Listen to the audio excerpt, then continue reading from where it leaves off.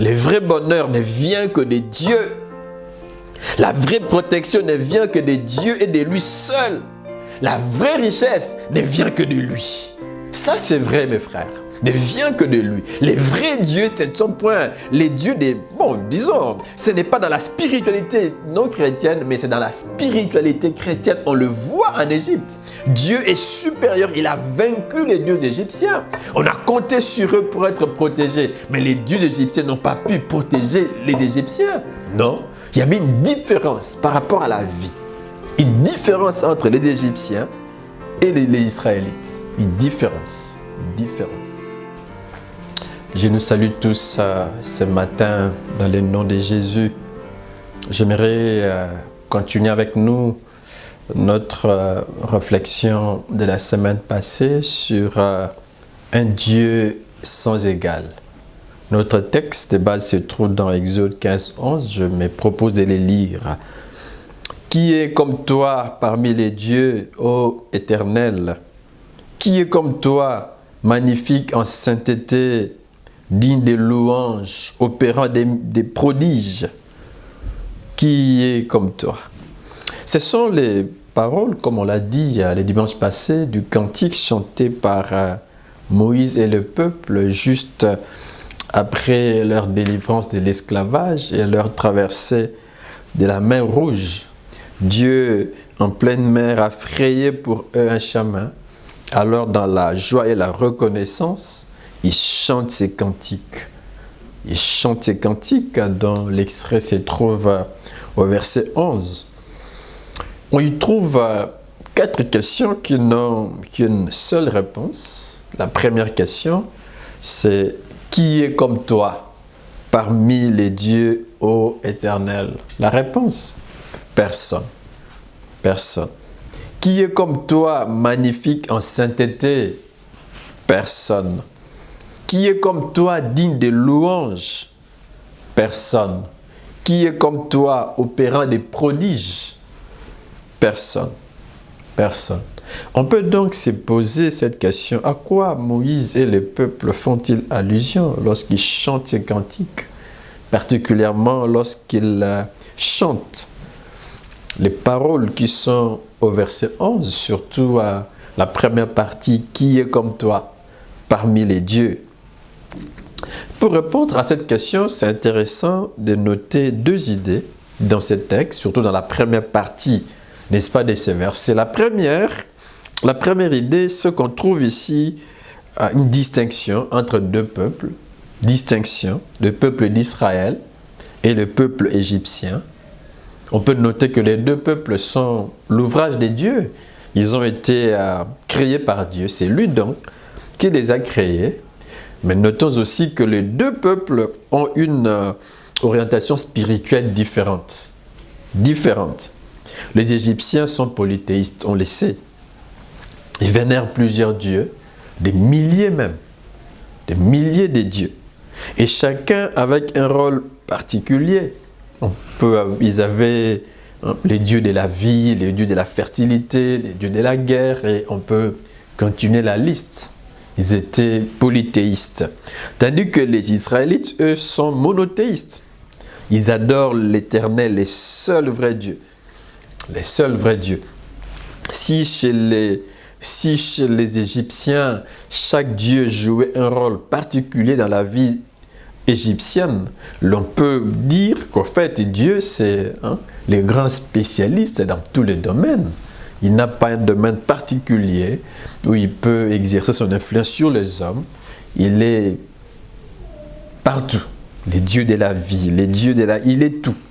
Il est tout, le grand spécialiste dans tous les domaines. Il est différent des autres. Donc les Israélites sont monothéistes, différents des Égyptiens. Vous voyez donc 2 spiritualités différentes. Et d'ailleurs, on peut noter que leur ancêtre Abraham était polythéiste. Mais c'est par un appel particulier des dieux qu'il a renoncé au polythéisme, qu'il a renoncé à ses dieux ancestraux pour s'attacher à l'Éternel. Et ce monothéisme a donc distingué Israël des autres peuples et même destiné Israël à être la lumière pour les autres nations. une différence du point de vue de la spiritualité de ces deux peuples. On peut donc encore noter dans le même sens que les Égyptiens ne connaissaient ni ne servaient l'Éternel. Non. Mais ce qui est vrai, c'est que par leur histoire passée avec Israël, surtout avec l'influence de Joseph, en tout cas, ils avaient l'occasion de les connaître, l'occasion de les servir et même de témoigner leur reconnaissance au peuple d'Israël. Malheureusement, comme on le sait, cela n'était pas le cas. Non. Et dans leur récente relation entre ces deux peuples, les Israélites ont été réduits en esclavage par les Égyptiens. Ils les ont astreints à des travaux forcés. Et dans leur détresse, ils n'ont pas fermé la bouche, non. C'est pas bon de fermer la bouche dans la détresse. Ils n'ont pas fermé la bouche, au contraire, ils ont crié à Dieu. Et Dieu n'est pas resté indifférent à leurs cris. Il est venu à leur secours. Et ici, donc, la Bible a raison de dire que Dieu est vraiment un secours qui ne manque point dans la détresse. Un secours. Un secours. Et deux textes font allusion à ces secours dont étaient bénéficiaires les Juifs. Il y en a plusieurs, mais j'en retiens deux. Le premier, c'est Exode 6, 6. Le second, c'est Exode 7, 4 à 5. Lisons le premier texte, Exode 6, 6. J'utilise la version français courant. Ici, c'est Dieu qui parle. Il dit « Je suis le Seigneur. Je veux vous soustraire aux travaux forcés et vous délivrer de l'esclavage auquel les Égyptiens vous ont soumis. Je veux vous délivrer, vous astreindre. N'est-ce pas? Vous soustraire à ces travaux. Grâce à ma puissance irrésistible, je le punirai de manière exemplaire et je vous libérerai. » Un texte magnifique. En fait, Dieu dit d'abord ce qu'il est. Il dit « Je suis le Seigneur ». La version de Jérusalem dit « Je suis Yahvé ». Yahvé. Il se présente comme le Dieu d'amour, comme le Dieu qui est proche de son peuple, le Dieu rempli de sollicitude pour son peuple, le Dieu bienveillant. Je suis Yahvé.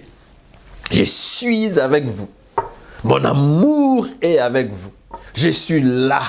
Je suis là. Ma bonté va vous accompagner. Vous voyez, il se présente lui-même. Je suis le Seigneur. Je suis l'Éternel. Je suis Yahvé. Il se présente et il dit ce qu'il va faire. Qu'est-ce qu'il va faire? Il dit, je vais vous soustraire aux travaux forcés et vous délivrer de l'esclavage auquel les Égyptiens vous ont soumis. Il se présente, il dit ce qu'il va faire pour son peuple et par quel moyen. Dieu est précis. Il dit, je le ferai par ma grâce, par ma puissance irrésistible. J'aime ça. La puissance de Dieu est irrésistible. Lui second dit par mon bras étendu. Vous savez que le bras de Dieu est étendu. Sa puissance est irrésistible. Qui peut résister à la puissance de Dieu? Qui? Personne. Et rien ne peut donc résister à Dieu. Ce qu'il veut, il le fait. Je le ferai grâce à ma puissance irrésistible. Et il finit par souligner ce qu'il va faire aux ennemis d'Israël. Il dit, je les punirai de manière exemplaire et je vous libérerai. Quelle promesse magnifique! Quelle promesse! On voit ici que toucher au peuple de Dieu, toucher à Israël, c'est toucher à Dieu. Et Dieu le dit lui-même dans Zacharie 2:8 que celui que vous touche à la prunelle de mon œil. J'aime la version parole de vie qui dit « Celui qui vous attaque, attaque mon trésor le plus précieux. » Israël est le trésor le plus précieux de Dieu. Je suis le trésor le plus précieux de Dieu. Vous êtes le trésor le plus précieux de Dieu. Celui qui vous touche à Dieu. Je trouve ça très, très intéressant. Très, très intéressant. Donc, nous avons toutes les raisons de nous réjouir à cause de ce que Dieu est pour nous et à cause de la façon dont Dieu nous considère. Nous sommes son trésor le plus précieux. Le plus précieux. Le deuxième texte, c'est Exode 7, 4 à 5. J'utilise la Bible de Jérusalem. C'est toujours Dieu qui parle et dit « Pharaon ne vous écoutera pas alors. je porterai la main sur l'Égypte. Moi, Dieu, je porterai ma main sur l'Égypte, sur ce peuple polythéiste qui retient captif mon peuple. Je porterai ma main sur l'Égypte et je ferai sortir mes armées. Mes armées. Dieu aime son peuple. Dieu est avec son peuple. Je ferai sortir mes armées. Mon peuple, les Israélites, du pays d'Égypte avec des grands jugements. Avec des grands jugements. Et ils sauront, les Égyptiens, que je suis Yahvé. Notez, Dieu parle des jugements. Jugements. Et il dit, ils sauront, les Égyptiens, que je suis Yahvé.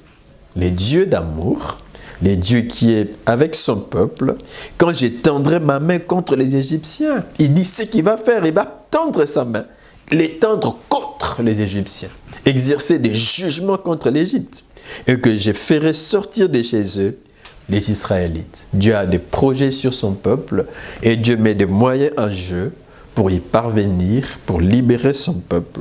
Vous voyez que donc, Dieu s'engage à pouvoir être à côté de son peuple. Dieu s'engage aussi à défendre son peuple. Et en lingala, on dit Nzambe akotaka, asombaka, makambaba nanae, asombaka. Il s'engage à côté de son peuple pour le défendre, pour le protéger. Et on sait que Dieu a tenu parole. Dieu a vraiment tenu parole. Israël est réellement sorti d'Égypte sous sa puissante main. Dieu a tenu parole, il a promis et il a tenu parole. Et les Israélites voient tout ce qui s'est passé depuis l'Égypte. Le combat ou la guerre entre l'Éternel et les dieux égyptiens. Donc quand ils voient, quand ils considèrent ce que Dieu a dit et ce que Dieu a fait, ils se rendent compte qu'il y a eu guerre entre Dieu et les dieux égyptiens, entre l'Éternel et les dieux d'Égypte. Une guerre, et c'est surtout en rapport avec les 10 plaies dont l'Égypte a été frappée. En dehors des 10 plaies, on peut considérer aussi la noyade des Égyptiens dans la mer Rouge. Ils poursuivent Israël et ils se noient dans la mer Rouge. Pour Israël, c'est donc un combat entre l'Éternel et les dieux égyptiens, et l'Éternel est sorti vainqueur. C'est la première idée. 2 peuples avec une orientation spirituelle différente, mais c'est le peuple d'Israël qui a vaincu. C'est les dieux d'Israël qui a vaincu. La seconde idée dans ces textes, c'est que, je l'ai dit, c'est un combat, pas seulement qu'on a 2 peuples différents, avec des orientations différentes, mais on a aussi deux dieux différents qui sont en guerre. Et l'Éternel a frappé les dieux égyptiens, moi je dis, dans leur secteur d'activité, dans ce qu'ils étaient appelés à faire au milieu d'Israël, au milieu des Égyptiens. Notez par exemple que les eaux ont été frappées, alors qu'il y avait des dieux chargés de veiller sur les eaux. Les champs et les forêts ont été frappés. Les dieux protecteurs de forêts et des champs étaient impuissants pour protéger le peuple, pour protéger les forêts, pour protéger. Où étaient-ils? Vous voyez qu'il y a guerre entre les deux. Les troupeaux, les bétails, les familles étaient frappés, au point que les premiers-nés périrent. Les dieux assurant la santé et la vie n'ont rien fait pour éviter cela. Pharaon lui-même, considéré comme l'intermédiaire entre les dieux et les hommes, était impuissant, parce que lui-même aussi était frappé, et dans son corps et dans son âme. Frappé. Où était-il alors ces dieux? On note aussi que Dieu, dans ses combats contre les dieux égyptiens, Dieu a retourné leurs dieux, l'Éternel a retourné leurs dieux et les symboles de leur divinité contre eux. Oui, mes frères, notez que les Égyptiens rendaient un culte au Nil et les considéraient même comme la mère des eaux. Mais les Nils se retournaient contre eux. Les poissons et tout ce qu'ils en retiraient périrent. Les Nils les frappaient. Vous voyez? Périr. Ils avaient des divinités représentées soit par des hommes, soit par des femmes à tête d'animaux, soit par des bêtes. Ils n'ont défendu ni les hommes, ni les bêtes. Non, ils n'ont pu. Il y avait des divinités en forme de grenouilles, et ce sont les grenouilles qui infectent le pays. Des divinités en forme de mouches. Mais ces dernières, les mouches, ont envahi tous les pays. Les Égyptiens n'ont pas pu se protéger. Nous pouvons continuer la liste.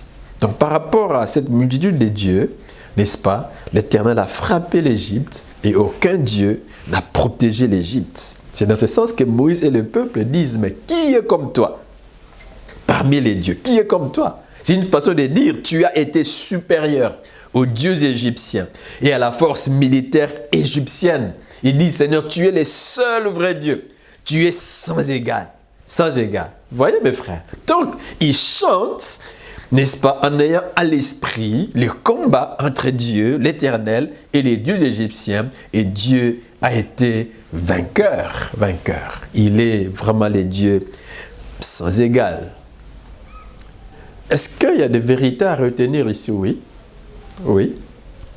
De même qu'on a distingué deux types de spiritualité entre ces deux peuples, les Égyptiens et les Israélites, on peut aussi aujourd'hui distinguer deux types de spiritualité.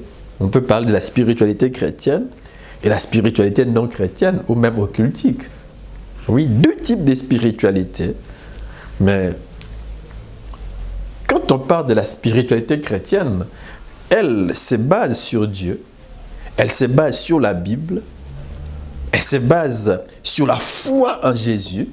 Ça, c'est la spiritualité chrétienne. Il ne suffit pas de dire, moi je suis chrétien, moi je suis pasteur, moi je guéris par la Bible. Non. Est-ce que vos gestes, est-ce que vos pratiques sont conformes à la Bible? Est-ce que ce que vous prêchez est biblique? Donc la spiritualité chrétienne se base sur la Bible et sur la foi en Jésus-Christ, le seul sauveur des hommes de toutes les races. De toutes les races. Les seuls sauveurs. Les seuls. Ce n'est pas une spiritualité mystique. Ce n'est pas une connaissance réservée aux initiés, non. Cette spiritualité réservée aux initiés, cette spiritualité occultique, non biblique, est au service de Satan.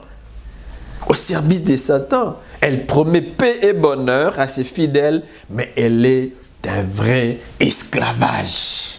On peut croire, n'est-ce pas, qu'on a atteint un certain niveau dans cette spiritualité, mais au contraire, on s'embourbe loin de Dieu et on s'embourbe dans l'esclavage. Dans cette spiritualité, on trouve des dieux en termes de puissance, en termes de système philosophique ou de philosophie religieuse, même en termes de sectes à mystère. On peut même aussi parler des charlatans, des féticheurs dans cette spiritualité non chrétienne.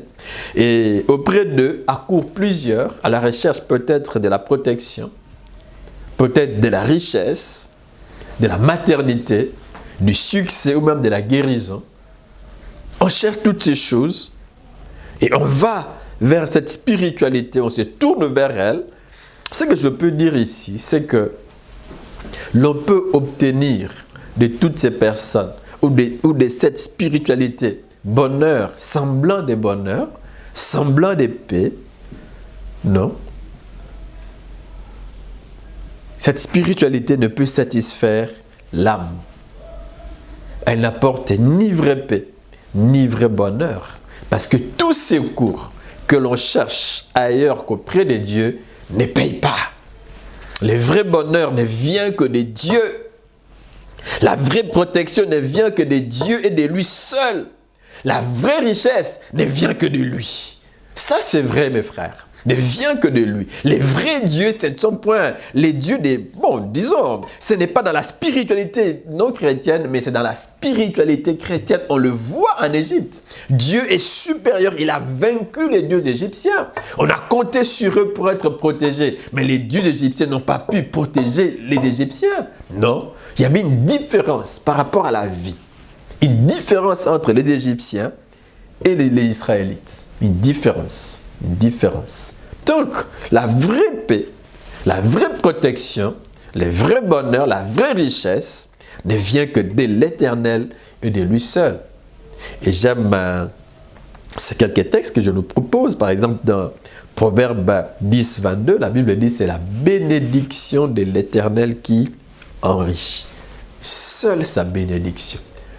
Ce que nous recevons de Dieu nous enrichit, nous rend riches, nous rend heureux, nous satisfait. La Bible dit, il ne l'a fait suivre d'aucun chagrin. D'aucun chagrin. 1 Timothée 6, 17, il nous donne, j'aime ce texte, il nous donne avec abondance, il ici c'est Dieu, l'Éternel, Yahweh, il donne à ses enfants À ceux qui les servent, à ceux qui lui appartiennent, il leur donne avec abondance quoi? Toutes choses.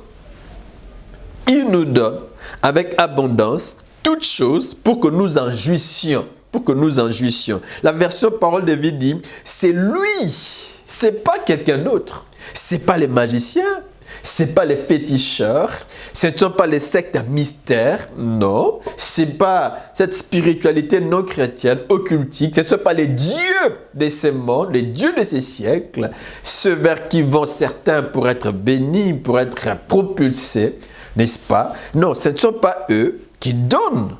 On dit c'est lui, c'est l'Éternel, c'est bien précisé, qui nous donne toutes choses, comment? Généreusement. Avec abondance, généreusement, pour que nous en profitions.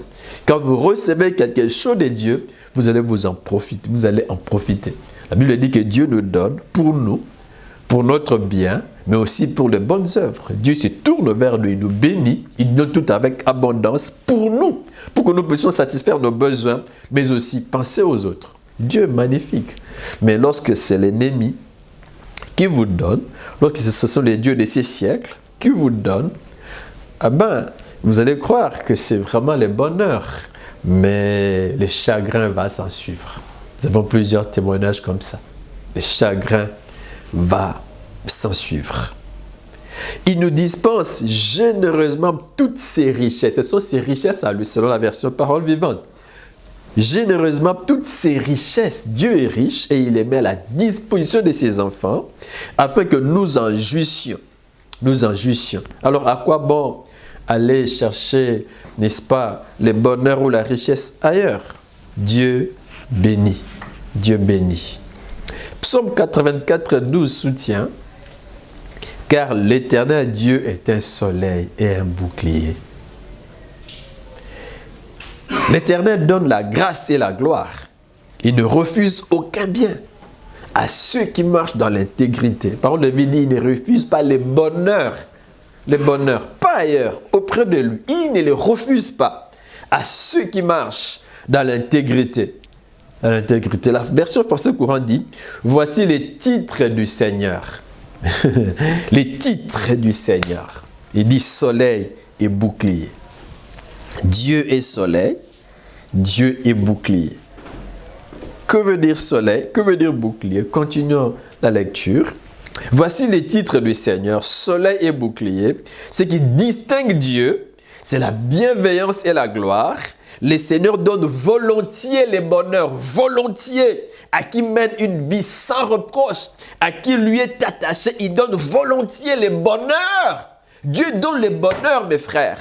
Dieu donne les bonheurs. Et j'aime le commentaire de cet homme qui dit, ces deux noms, en fait, soleil et bouclier, justifient à eux seuls le choix du psalmiste. Il dit, les dieux de la grâce, Yahvé, qui est aussi celui de la création Elohim, c'est-à-dire que quand on parle des dieux, on le voit en tant que Yahvé, les dieux d'amour, les dieux remplis de sollicitude, comme je l'avais dit, les dieux proches de son peuple. Ici, l'auteur dit, c'est les dieux de la grâce, il est proche de son peuple. Il fait du bien à ses enfants. Il bénit, il les propulse, il les protège. C'est les dieux de la grâce, Yahvé. Et il s'est manifesté à Israël comme Yahvé. Il dit, les dieux de la grâce Yahvé, qui est aussi celui de la création Elohim. Quand on dit Dieu Elohim, c'est par rapport à sa puissance. Surtout ici, par rapport à la création. En fait, il a déployé sa puissance pour créer. Donc, Dieu met à la disposition de son peuple et son amour, sa grâce et sa puissance. Magnifique. Magnifique. Donc, le Dieu de la grâce, qui est aussi celui de la création Elohim, est un soleil, c'est-à-dire source de vie, source de lumière, source de force. Je l'ai dit le dimanche passé, je n'ai pas besoin d'aller quelque part pour que l'on me donne la lumière, pour qu'on m'éclaire, pour qu'on m'ouvre les yeux, qu'on me donne un troisième œil. Non, Dieu est soleil. Il est source de vie. Source de lumière, source de force, je peux ajouter, source de joie, source de paix, source de bonheur. Dieu est un soleil, c'est aussi un bouclier qui protège le croyant de tout mal, les mal venant du dehors. Dieu les protège, Dieu les délivre tout le jour et chaque jour. Et c'est un soleil. C'est un bouclier. Il nous protège contre toutes sortes de dangers. Contre toutes sortes de dangers. Alors à quoi bon aller ailleurs qu'auprès de l'Éternel pour chercher secours, protection, bénédiction? Non. Non. C'est lui qui a délivré Israël, son peuple, sans armée. Israël n'avait pas une armée. Israël n'avait pas une arme de guerre. Israël était même incapable, je l'ai dit le dimanche passé, incapable de se libérer soi-même. Est-ce que Dieu l'a abandonné? Non. Parce qu'il appartenait à Dieu, parce qu'il appartenait à Yahvé, le seul vrai Dieu, le Dieu sans égal, eh bien, il a bénéficié de son intervention.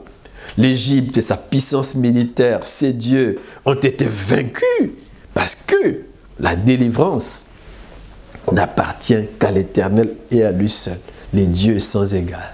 Je ne sais pas, peut-être que vous pouvez aussi vous dire, eh bien, je suis désarmé, je suis sans force, je ne sais quoi faire pour ma vie, pour mon avenir, devant les attaques à gauche, qui viennent de gauche, qui viennent de la droite. Eh bien, mes frères, Dieu est là, toujours à côté et avec son peuple, pour le protéger, pour le défendre. Pour le défendre. Il marche avec lui. Il marche avec lui. Donc, si nous étions tournés vers les divinités étrangères, vers la spiritualité non biblique, occultiste, il est temps de nous en débarrasser. Il est temps, mes frères, de renoncer à ces choses, à des pratiques occultes, à revenir à Dieu. Il est temps de nous tourner vers les dieux vivants et vrais, révélés en Jésus. En tout cas, dans ma vie, j'ai vu des hommes, j'ai accompagné des hommes qui étaient dans l'occultisme et qui ont abandonné.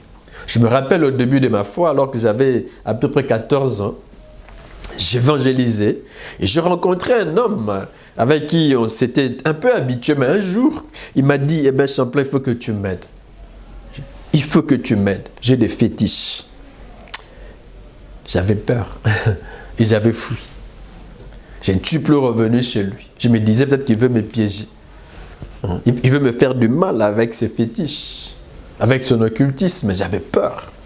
Mais lorsque j'ai compris que celui qui était en moi était les dieux sans égal, je n'ai plus eu peur. Et j'ai vu des gens abandonner des fétiches, des livres magiques. On a prié pour ces hommes.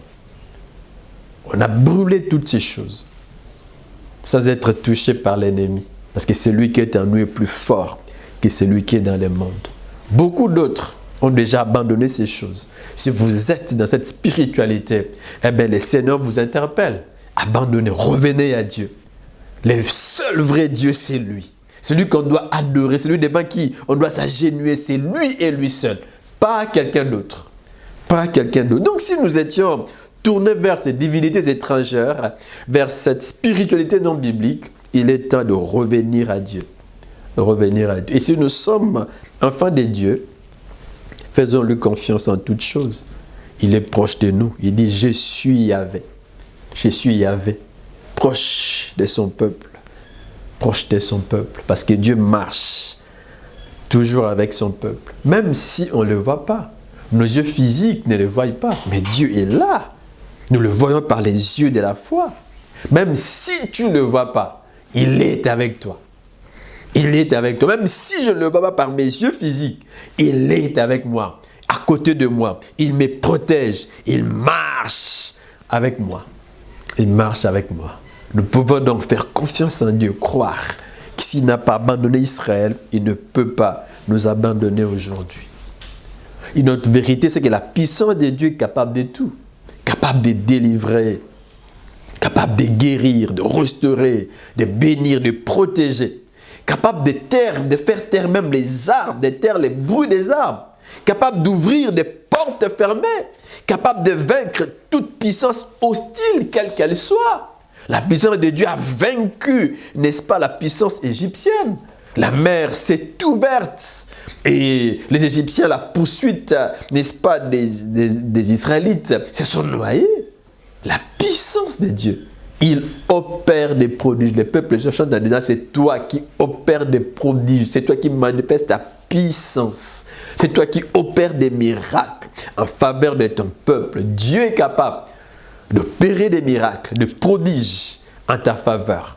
Parce que tu lui appartiens. Et il les fera si tu marches avec lui. Si nous sommes enfants de Dieu, donc si nous sommes enfants de Dieu, nous pouvons lui faire confiance. Ici donc, je nous divise en deux camps. Les premiers camps, ceux qui sont attachés à la spiritualité occultiste, ceux qui sont attachés à la fausse spiritualité, l'on peut croire que l'on peut en retirer un bénéfice parce qu'on est propulsé au travail, parce qu'on a recouvert la vue ou la vie, la santé, parce qu'on a été élevé à un poste de grande responsabilité, parce qu'on a du succès dans les sports, succès dans les affaires, l'on pense qu'on a réussi, mais tout ce qui ne vient pas de Dieu ne peut apporter bonheur, ne peut apporter paix, non. C'est un faux bonheur, c'est une fausse paix. Le vrai bonheur ne vient que de Dieu et de Dieu seul. Et nous qui appartenons à Dieu, soyons fiers d'être enfants de Dieu. Accrochons-nous, attachons-nous à Dieu.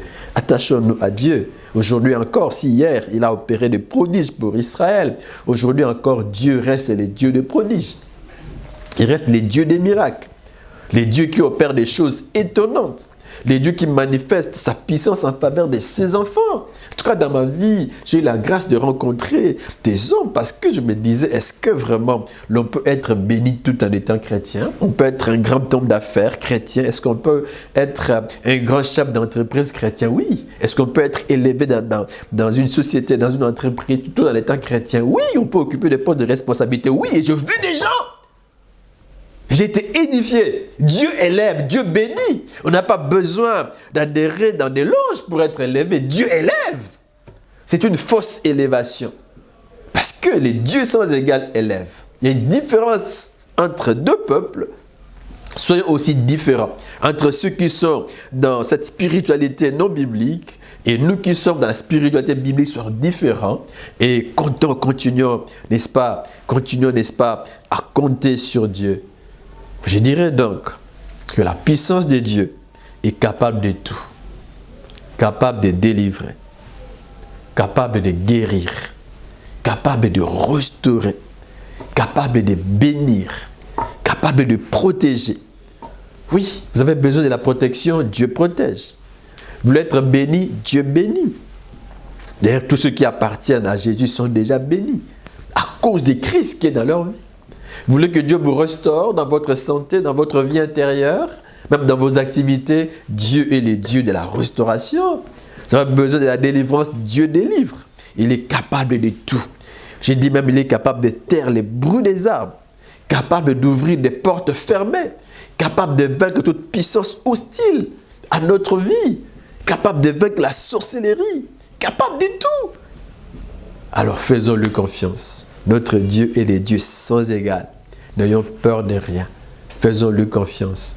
Il est Yahvé, le Dieu proche de nous. Il est Yahvé, le Dieu qui nous aime. Il est Yahvé, le Dieu qui marche avec nous. Il est Yahvé, le Dieu qui intervient dans nos difficultés, dans nos épreuves. Il est là. Il était avec Israël et il dit, j'ai vu la souffrance de mon peuple et je viens pour l'en délivrer. Et il est venu. Il a vaincu les dieux égyptiens. Vous pouvez dire, moi, je crois que je parle à quelqu'un. Je suis né dans une famille difficile. Il y a de la sorcellerie.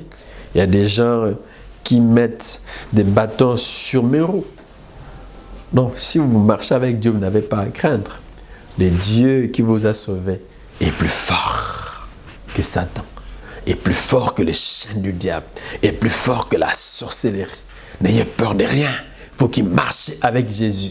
Et la tête haute et continue à compter sur Dieu, les dieux sans égal. Je répète qu'il est avec son peuple, qu'il marche avec son peuple. Et lorsqu'il marche avec son peuple, il lui fraye les chemins. Lorsqu'il marche avec son peuple, il combat pour son peuple. Il détruit toute puissance du diable contre son peuple. Il lui fraye un chemin. Les dieux sans égal méritent que vous le serviez, que vous vous attachiez à lui, que vous le fassiez confiance pour chaque aspect de votre vie.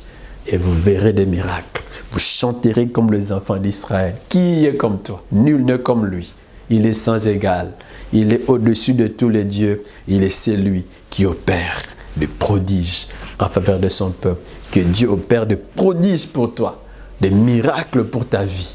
Que ta vie change parce que tu as choisi les dieux sans égal. Que Dieu nous bénisse et bon dimanche à tous. Merci.